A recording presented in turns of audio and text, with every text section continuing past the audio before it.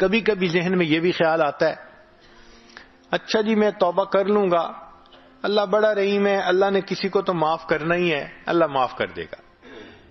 بھئی اللہ رحیم ہے، معاف کر دیں گے، یہاں تک تو بات ہے صحیح، لیکن اگر موت کے وقت ایمان ہی سلامت نہ رہا تو پھر کیا بنے گا؟ حدیث پاک میں ہے کتنے لوگ ہوتے ہیں ان کے نام ساری زندگی مسلمانوں کی فہرست میں رہتے ہیں، موت کا وقت آتا ہے ان کا نام مسلمانوں کی فہرست سے خارج کر دیا جاتا ہے۔ کتنے لوگ ہوں گے قرب قیامت میں یصبح مؤمنا و یمسی کافرا، نبی اسلام نے فرمایا صبح اٹھیں گے ایمان والے ہوں گے، شام سونے کے لیے بستر پہ جائیں گے ایمان سے خالی ہوں گے۔ تو بھائی یہ جو ایمان سلب ہونے کی بھی باتیں ہیں، کہیں ایسا تو نہیں کہ گناہوں کے بد اثرات کی وجہ سے ایمان ہی سلب ہو جائے، پھر کیا بنے گا؟ رحمت تو ہوگی نا ان کے لیے جو ایمان کے ساتھ چلے گئے، اور ایمان سے ہی محروم تو پھر کہاں سے رحمت کا سوال پیدا ہوا؟ اور علماء نے لکھا ہے کہ کچھ گناہوں کے بد اثرات عین موت کے وقت ظاہر ہوتے ہیں، ان میں سے ایک گناہ زنا کا گناہ ہے۔ اس زنا کے گناہ کے اثرات دنیا میں تو ہوتے ہی ہیں، موت کے وقت بھی ظاہر ہوتے ہیں۔ میں نے ایک مرتبہ حضرت مرشد عالم رحمت اللہ علیہ سے یہ بات پوچھی، حضرت میں چھوٹا بھی ہوں، کم علم بھی ہوں، ناسمجھ بھی ہوں، تو مجھے کچھ باتیں نہیں سمجھ میں آتی، آپ اگر اجازت دیں تو میں آپ سے پوچھ لیا کروں۔ حضرت بہت خوش ہوئے، فرمان لگے پوچھا کرو۔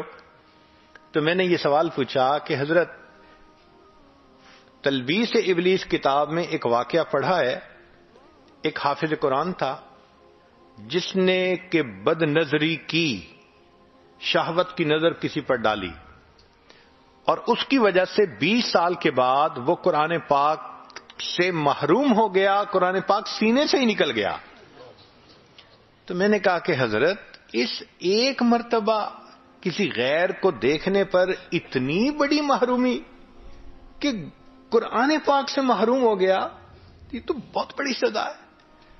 تو حضرت نے فرمایا اصل میں یہ اللہ کی غیرت کا معاملہ ہے۔ وہ کیسے؟ کہ اللہ تعالیٰ چاہتے ہیں میرے بندے، نعمتیں میں نے دیں، پیدا میں نے کیا، اب تیرا دل میری محبت کے لیے وقف ہونا چاہیے، یہ میرا گھر ہے۔ جب ہم اپنے دل میں اللہ کی بجائے کسی غیر محرم کو بساتے ہیں اور اس کی محبت دل میں لاتے ہیں، اب کسی عورت کے گھر ذرا کسی اور عورت کو لا کے بٹھاؤ نا، پھر دیکھو وہ کیسے ریئیکٹ کرتی ہے۔ تو فرمایا یہ اللہ کی غیرت کا معاملہ ہے، اور اللہ کو جب غیرت آتی ہے پھر اللہ تعالیٰ کوئی بھی سزا دے سکتے ہیں۔ تو اگر ایک مرتبہ کی بدنظری قرآن پاک سے محرومی کا سبب بن سکتی ہے، تو یہ جو آج اس کے ساتھ افیئر ہے، کل اس کے ساتھ ہے، پرسوں اس کے ساتھ ہے، میرا ٹائم نہیں گزرتا، میں تمہیں ہر وقت یاد کرتا ہوں، میسیجز چل رہے ہیں، ملاقاتیں ہو رہی ہیں، پھر اس کا نتیجہ کیا نکلتا ہے کہ انسان موت کے وقت ایمان سے محروم ہو جاتا ہے۔ علماء نے لکھا ہے زبان پہ فالج پڑ جاتا ہے، کلمہ پڑھنا بھی چاہے کلمہ نہیں پڑھ سکتا، اللہ توفیق چھین لیتے ہیں۔ تو اس لیے ایسے گناہوں سے توبہ کرنی فی الفور ضروری ہے۔